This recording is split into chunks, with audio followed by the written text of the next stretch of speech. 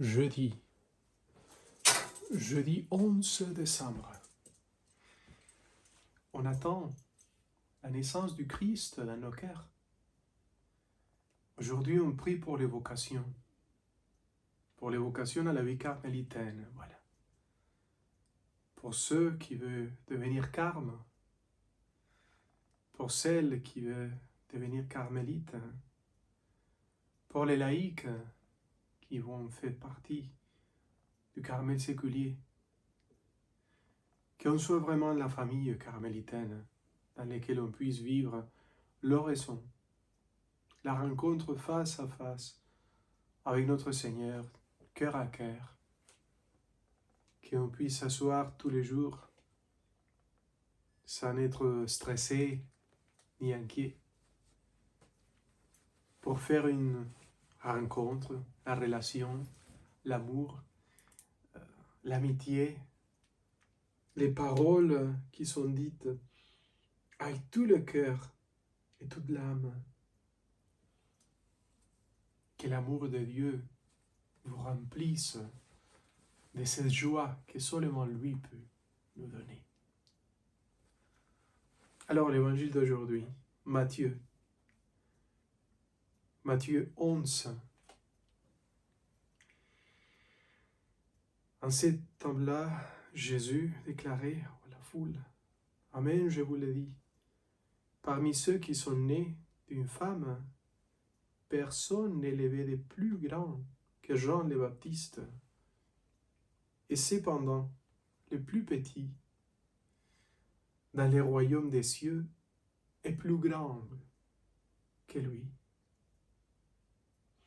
Depuis les jours de Jean-Baptiste jusqu'au présent, le royaume des cieux subit la violence, et les violents cherchent à s'emparer. Tous les prophètes ainsi que la loi ont prophétisé jusqu'aux gens.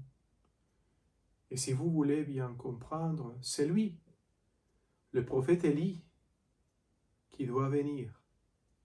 C'est lui qui a des oreilles, qui l'entend. Acclamons la parole de Dieu. Louange à toi, Seigneur Jésus. C'est extraordinaire de voir comment notre Seigneur parle de Jean-Baptiste. Et en même temps, il est reconnu par lui, par notre Seigneur, comme le plus humble dans les royaumes des cieux. Ça me fait penser bien sûr à la petite Thérèse, la plus humble, la plus petite, celle qui a eu une confiance, seulement une confiance qui va jusqu'à la folie de tout donner, de se rendre au Christ tous les jours comme la première fois, de se laisser prendre dans la main comme un petit gamin qui se laisse prendre par son papa. Comme la Sainte Sœur elle-même va dire, qu'elle se laisse monter jusqu'au cœur de notre Seigneur. La Sainte Sœur, c'est les mains du Christ qui va la faire aller jusqu'à l'éternel.